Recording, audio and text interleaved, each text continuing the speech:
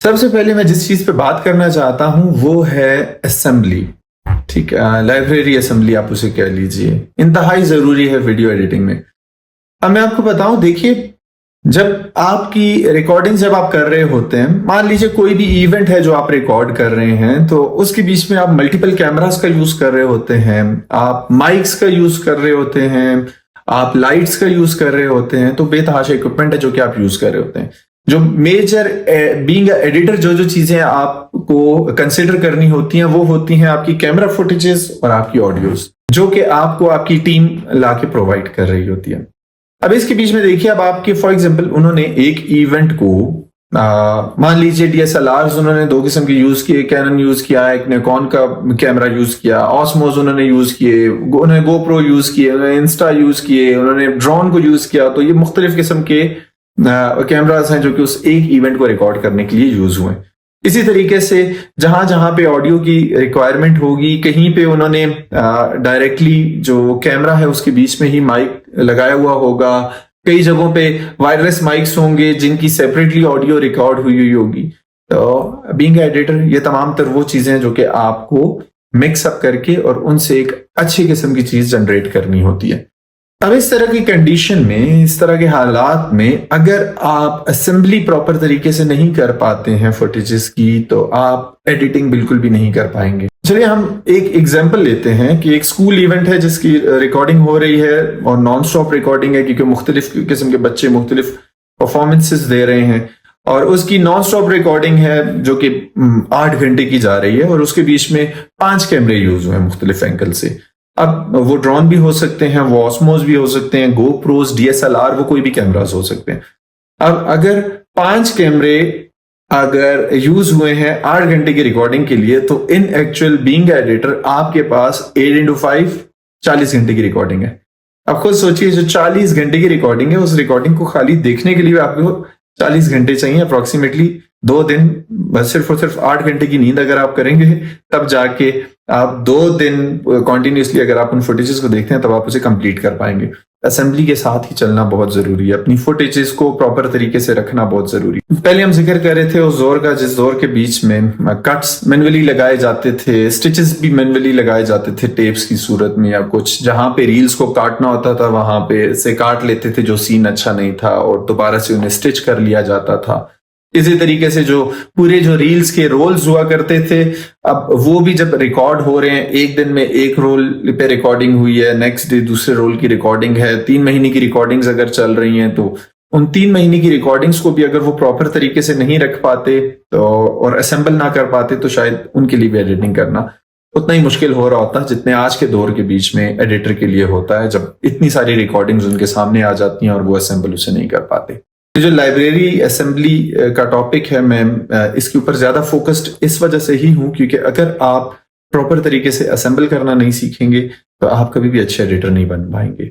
अब जो असेंबली है वो अब आप करते किस तरीके से हैं, पहले एग्जांपल दूंगा मैं वो ट्रेडिशनल वेज की, उस दौर की जिस दौर के बीच में एडिटिंग सॉफ्टवेयर नहीं हुआ करते थे, वो लोग किस तरीके से असेंबल किया करते थे, और हम उन्हीं बुजुर्गों से सीखेंगे और उन्हीं चीजों को हम अपनी न्यू स्टाइल्स के बीच में इंप्लीमेंट करेंगे ताकि हम उनसे बेहतर तरीके से रिजल्ट प्रोड्यूस कर सकें।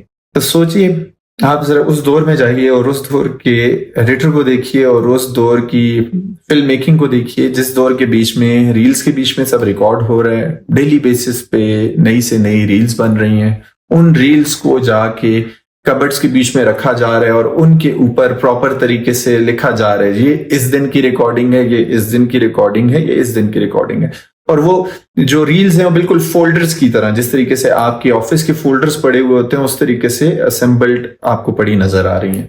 और उनके बीच में साथ ही डायरेक्टर्स के नोट्स भी पड़े हुए हैं। डायरेक्टर जिस टाइम पे वो सीन बन रहा था तो उस सीन के बनते हुए साथ साथ नोट डाउन कर रहा था। फॉर एग्जांपल एक शॉट है, वो 3 टेक्स ली हुई हैं, टेक 1, टेक 2, टेक 3, तो उनमें से कौन सी शॉट बेहतर थी, डायरेक्टर ने अपने नोट्स में साथ ही लिख लिया कि हाँ शॉट 2 जो है वो 3 और 1 से बेहतर थी। तो जिस टाइम पे हम एडिटिंग के लिए बैठेंगे तो ये जो शॉट 2 है इसे निकाल लेंगे, 1 और 3 को डिस्पोज ऑफ कर देंगे। तो इस तरीके से वो तमाम तर नोट्स साथ लिखा करते थे जो कि उसी रील्स के बीच में संभाल लिया करते थे। अब ये जो रील्स हैं, जैसा कि मैंने कहा कि कबर्ड्स के बीच में प्रॉपर फोल्डर्स फॉर्मेट के बीच में पड़ी होती थी, तो अगर कभी भी कोई भी रील निकालनी होती थी तो एग्जैक्टली पता होता था कि किस रील के बीच में क्या चीज है। अब इसके बीच में दो किस्म के रोल्स हुआ करते थे, एक कहलाते थे ए रोल और एक कहलाते थे बी रोल, और यही नाम अभी भी यूज होता है कि ए रोल क्या है और बी रोल क्या है। सेम ए रोल और बी रोल के नाम को आज भी यूज किया जाता है एडवांस रेटिंग में भी। ए रोल उन शॉट्स को कहा जाता है जिसके बीच में आपका सब्जेक्ट अवेलेबल होता है, जिसके बीच में आपका कैरेक्टर जो है वो सामने होता है, आपका जो स्टोरी के कैरेक्टर्स हैं उनमें से कोई भी सामने होता है। ए रोल्स को आप मुख्तलिफ जगहों के ऊपर बार बार यूज नहीं कर सकते, जबकि बी रोल्स वो शॉट्स होते हैं जो कि आप मुख्तलिफ सीन्स में मुख्तलिफ जगहों पे यूज कर सकते हैं। और इसके लिए ये भी जरूरी नहीं है कि बी रोल आपने जिस टाइम पे आपकी मूवी या फिल्म या ड्रामा जिस टाइम पे जब बन रहा है तो उसी के हिसाब से आपने वो रिकॉर्ड किए हैं। हो सकता है कि आप किसी एक अच्छी खूबसूरत जगह पे गए थे, आपको सनराइज बहुत प्यारा लगा, आपने वो रिकॉर्ड कर लिया। बाद में आप एक कोई भी सीक्वेंस बना रहे थे, आप कोई भी मूवी बना रहे थे, आप कोई भी वीडियो बना रहे थे, उसी वीडियो के बीच में आपने उस सीन को यूज कर लिया जो कि सनराइज का सीन था। इसी तरीके से आपने कहीं से सनसेट का सीन, कहीं पे आप बीच पे गए हुए थे वहां का सीन, कहीं पे मार्केट के बीच में बहुत ज्यादा हजूम है, उस हजूम के आपने सीन को रिकॉर्ड कर लिया कि शायद मुझे किसी जगह पे काम आ जाए। तो इस तरह के शॉट्स तमाम तरह कहलाते हैं बी रोल्स। जबकि जो ए रोल्स हैं वो ए रोल्स को आप मुख्तलिफ जगहों पे यूज नहीं कर सकते। मान लीजिए आपका मेन एक्टर है, वो चेयर के ऊपर बैठा हुआ है, उसे कॉल आनी है, वो चाय का सिप लेता है और इतने में फोन पे बेल बजती है और वो फोन उठा के सुनता है। तो अब इस सीन को अब आप और अपनी मुख्तलिफ फुटेजेस में तो यूज नहीं कर सकते। तो इस तरह के तमाम तर जो सीन्स होते हैं वो कहलाते हैं ए रोल्स, और बी रोल्स उन तमाम तर शॉट्स को कहा जाता है जो कि आप मल्टीपल जगहों पे भी यूज कर सकते हैं। होप आपको इस बात की समझ आ गई होगी। तो जो लाइब्रेरीज हुआ करती थी उनके बीच में ए रोल्स और बी रोल्स इसी तरीके से सेपरेटली रखे होते थे और उन्हें पता होता था कि हमने कौन सी चीज को कहाँ पे यूज करना है। तो आजकल के दौर में जब आपके पास इतने सारे शॉट्स आ जाते हैं, बीइंग एडिटर जिस टाइम पे आप बैठे हुए हैं, तो इन तमाम तर शॉट्स को अगर आप प्रॉपर तरीके से असेंबल नहीं करेंगे तो एडिटिंग में मार खाएंगे, बहुत ज्यादा अपना टाइम वेस्ट करेंगे। हमेशा प्रॉपर तरीके से फोल्डर्स बनाया करें। अब फोल्डर्स आप अपनी तरतीब से भी बना सकते हैं, जैसे आपका दिल चाहे आप उस तरतीब से बना सकते हैं, पर मैं आपको वो चीज बताऊंगा जो कि मैं फॉलो कर रहा होता हूँ। सिंपल मेरे जितने भी प्रोजेक्ट्स होते हैं मैं अपने ओल्ड प्रोजेक्ट्स को भी सेव रखता हूँ।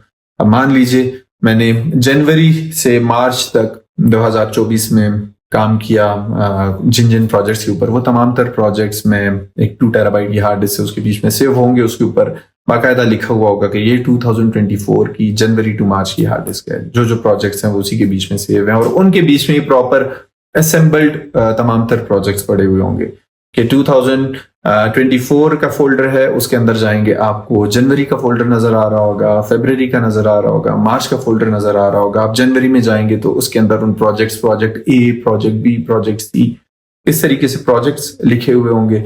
और फर्दर जिस टाइम पे आप उन प्रोजेक्ट्स के अंदर आप जाते हैं, जब उन फोल्डर्स के अंदर जिस टाइम पे आप जाते हैं, तो वहां पे आपको वीडियो का फोल्डर मिल रहा है, ऑडियो का फोल्डर मिल रहा है, एसेट फाइल का फोल्डर मिल रहा है, आपको वेब डाउनलोड्स का आपको फोल्डर मिल रहा है, आपको टेक्स्ट का फोल्डर मिल रहा है, आपको स्क्रिप्ट का फोल्डर मिल रहा है। तो अब आप अपने हिसाब से तरतीब बना रहे होते हैं। मान लीजिए आपने बेसिक सिर्फ और सिर्फ 3 फोल्डर बनाए हुए हैं। आपने एक वीडियो का फोल्डर बनाया हुआ है, आपने ऑडियो का फोल्डर बनाया हुआ है, आपने एसेट फाइल का फोल्डर बनाया हुआ है। एटलीस्ट ये 3 फोल्डर्स तो बनाए होंगे।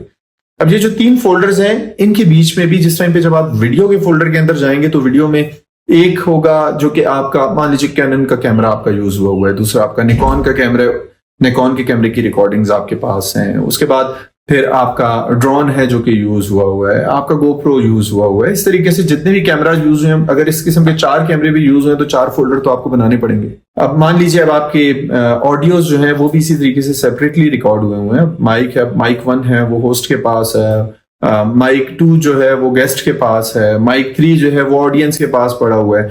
अब वो तमाम तर जो ऑडियोज है वो भी आपने उसी तरीके से सेव करने, ताकि बाद में आप उसके साथ प्रॉपर तरीके से सिंक कर सकें और अपनी एडिटिंग को कंप्लीट कर सकें। जिस टाइम पे ये तमाम तर फोल्डर्स आपने बना लिए, अब उन फोल्डर्स के बीच में आगे फर्दर भी सब फोल्डर्स आते हैं। अब हर कैमरा, मान लीजिए जिस तरीके से कैनन है, कैनन के अंदर आपने फोल्डर एक बनाया हुआ है जो कि 60 FPS का है, एक फोल्डर आपने बनाया हुआ है जो कि 4K का है, एक फोल्डर बनाया हुआ है जो कि 2K का है, क्योंकि एक ही कैमरा से आप 2K की रिकॉर्डिंग्स भी कर सकते हैं, 4K की रिकॉर्डिंग्स भी कर सकते हैं, आप हाई फ्रेम्स के ऊपर भी रिकॉर्ड कर सकते हैं। ये फ्रेम्स क्या होते हैं, रेजोल्यूशंस क्या होते हैं, ये तमाम तर चीजें हम नेक्स्ट लेक्चर के बीच में डिस्कस करेंगे। अभी उस बारे में मैं बिल्कुल भी नहीं बताऊंगा, क्योंकि इस टाइम पे हम सिर्फ और सिर्फ असेंबल करने की बात करें कि आपने अपने आप को असेंबल किस तरीके से करना है। मैं आपको बताऊं, आपकी 60 to 70% एडिटिंग उस टाइम पे हो चुकी होती है जिस टाइम पे आप फोल्डर्स प्रॉपर तरीके से असेंबल कर चुके होते हैं। क्यों? क्योंकि आपने प्रॉपर प्रोजेक्शन कर ली होती है कि इस काम को मैंने करना किस तरीके से, उसके तमाम तर स्टेप्स जो हैं वो आप बना चुके होते हैं। जिस टाइम पे जब आप अपना कोई भी एडिटिंग सॉफ्टवेयर ओपन करते हैं, एडोब प्रीमियर प्रो ओपन करते हैं, डिवेंची को आप ओपन करते हैं, आप यूलीड ओपन करते हैं, फिल्मोरा ओपन करते हैं, कैपकट ओपन करते हैं, आप कोई भी सॉफ्टवेयर जिस टाइम पे जब ऑन करते हैं उससे पहले आप 60 to 70% कंप्लीट कर चुके होते हैं, अगर आप प्रॉपर तरीके से असेंबल करें। तो इस वजह से असेंबली इंतहाई जरूरी है।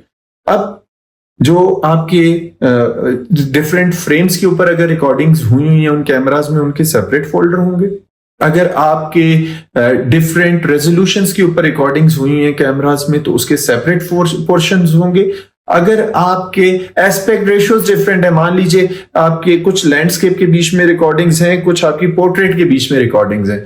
अब जो पोर्ट्रेट मींस 9:16 और लैंडस्केप मींस 16:9। अब ये जो आपके दोनों के दोनों रिकॉर्डिंग्स हैं, इन्हें भी आपने सेपरेट फोल्डर के बीच में रखने हैं, कहीं पे कोई किसी किस्म की कंफ्यूजन नहीं बनानी। जब ये आपने तमाम सेपरेट रख लिए, तो उसके बाद फर्दर आप फोल्डर के अंदर जाएंगे और इन फोल्डर्स के अंदर भी आपने सेलेक्टेड फाइल्स के नाम से एक फोल्डर बनाना है। अब जितनी भी आपने वीडियोस जो कि एडिटर्स ने बनाई होंगी, अब जरूरी नहीं है कि तमाम तर वीडियोस अच्छी हों, किसी के बीच में कैमरा मूव हो रहा होगा, किसी में कैमरा हिल रहा है, किसी के बीच में ब्लरी हुआ है, प्रॉपर तरीके से लेंस को एडजस्ट नहीं किया हुआ था, कोई क्लिप है वो गलती से पता नहीं है पैरों का क्लिप नजर आ रहा है, नीचे रिकॉर्डिंग पैरों की हुई है, ऊपर के रिकॉर्ड नहीं किया हुआ। तो इस किस्म के बेतहाशा क्लिप्स होंगे, उनमें से आपने फिल्टर करने हैं। आपने देखना है कि हर कैमरे में अच्छे किस्म का क्लिप कौन कौन सा रिकॉर्डेड है, वो तमाम तर क्लिप्स आपने सेपरेट करने, उन तमाम तर क्लिप्स को आपने सेलेक्टेड फोल्डर के बीच में डालने। और जब आप सेलेक्टेड फोल्डर में डालें, जो मेरा अपना तरीकेकार होता है, मैं उन्हें नंबर्स दे दिया करता हूं। मैं मान लीजिए कि कैनन का कैमरा है, तो उसका जो सीरियल नंबर है वो C1 से मैं स्टार्ट कर रहा हूँ कि ये वाला फर्स्ट क्लिप मैं यूज करूंगा, इसका नाम C1 है। निकॉन वाला कैमरा जो है, इसका जो फर्स्ट क्लिप मैं यूज करूंगा वो N1 है। तो इस तरीके से मैं सीक्वेंस दे लिया करता हूं। अगर आप सीक्वेंस ना भी देना चाहें, डजंट मैटर, आपको जिस तरीके से आसानी हो आप उस तरीके से काम कर सकते हैं। तो उससे क्या हो जाता है कि आपकी तरतीब पहले से डिफाइन हो जाती है। आपको पता होता है कि आपने पहले कौन से क्लिप्स को रखना है, बाद में कौन से क्लिप्स को रखना है। फिर आप उसके बाद सोच रहे होते हैं इन पे ट्रांजिशंस क्या लगाऊं, इस पे टेक्स्ट किस तरीके से लिखा हुआ आ रहा हो और सब कुछ कैसा आ रहा हो। और ये सब चीजें कब होंगी? जब प्रॉपर तरीके से असेंबली होगी। कोई भी शख्स आपको असेंबली के बारे में नहीं बताता, आपको डायरेक्टली सॉफ्टवेयर के ऊपर आके आप वो चीजें सीख रहे होते हैं। आपको ये चीज नहीं बताई जाती कि उसके बैक के ऊपर किस किस्म के काम और किस तरीके से करने होते हैं। आपको पता है इवन ड्यूरिंग ट्रांसफर्स आपको कितने किस्म के हर्डल्स फेस करने पड़ रहे होते हैं। कई बार आपकी जो एक फाइल है वो नहीं कर रही होगी, कंपैटिबल नहीं होगी आपके सिस्टम के साथ जो कि उसमें डाउनलोड हो रही है। आपकी रॉ फुटेजेस हैं, आपकी वो जो रॉ फुटेज है वो उसके बीच में प्ले नहीं हो रही है, उसके लिए अलग से आपको एक्सटेंशंस वगैरह डाउनलोड करनी है। इवन ट्रांसफर करने के लिए कई बार इतने ज्यादा हर्डल्स हो जाते हैं। आपने मोबाइल से बनाए हुए, मान लीजिए आप आईफोन से जो है कुछ बना रहे हैं, वो आईफोन की फाइल को डायरेक्टली विंडोज के बीच में किस तरीके से ट्रांसफर करना है, तो ये भी एक ठीक ठाक किस्म के बड़े हर्डल्स होते हैं जिनसे गुजरना पड़ा है। आपने रोड माइक से रिकॉर्डिंग की हुई है, आपकी वो रोड माइक की रिकॉर्डिंग जो है आपके सिस्टम के बीच में किस तरीके से आएगी? अच्छा, उसके लिए पहले आपको रोड के सॉफ्टवेयर डाउनलोड करने पड़े हैं, उसके बाद हो रहा है, तो वेरी करता है। हर चीज इजीली हो सकती है अगर आप प्रॉपर तरीके से मैनेज करके चल रहे हैं। तो सिर्फ और सिर्फ मैनेजमेंट के ऊपर तवज्जो देनी है, प्रॉपर तरीके से आपने लाइब्रेरी असेंबली करनी है। उसके बाद हम फर्दर जो है आगे चलते हैं। लेक्चर मेरा खैर लंबे से लंबा होता जा रहा है, मैं आपको बिल्कुल भी बोर नहीं करना चाह रहा। आज के लिए इतना ही, मैं यहाँ पे आपसे इजाजत चाहूंगा। नेक्स्ट लेक्चर में हम मिलेंगे और इंशाल्लाह हम डिस्कस करेंगे what is FPS, what are resolutions, और इनका जानना क्यों जरूरी है। इन चीजों का जानना, एस्पेक्ट रेशियोज, FPS, रेजोल्यूशंस, ये वो चीजें हैं कि आप सॉफ्टवेयर में आने से पहले जब तक अगर आपको इनके बारे में नहीं पता, मार खाएंगे। अगर आप अच्छे एडिटर बनना चाहते हैं तो आपकी बेसिक्स को बहुत स्ट्रांग होना चाहिए। और आपकी तमाम तर बेस बनाने के लिए हम हाजिर हैं। Don't worry, step by step चलेंगे, तहम्मुल के साथ चलेंगे। शुरू के कुछ लेक्चर्स में ज़रूर आप बोर होंगे क्योंकि तमाम तर थ्योरी की क्लासेस हैं। उसके बाद जिस टाइम हम प्रैक्टिकल की क्लासेस में आएंगे तो इंटरटेनिंग होता चला जाएगा जिस तरह आप सीखते चले जाएंगे। और ये जो थ्योरी की क्लासेस है मिस ना कीजिएगा। ये मेरी फर्स्ट वीडियो है, फर्स्ट लेक्चर है। मैं उम्मीद करता हूँ आपको पसंद आई होगी, और अगर पसंद आई है लाइक कीजिएगा, सब्सक्राइब कीजिएगा, शेयर भी कीजिएगा दोस्तों के साथ। औरों को भी मौका दीजिए कि वो भी सीख सकें। ये जो नेकी का काम स्टार्ट किया है इसमें अल्लाह ताला हमारी मदद और नुसरत करे। खुश रहें, आबाद रहें और दुआओं में याद रखिए। अल्लाह निगहबान।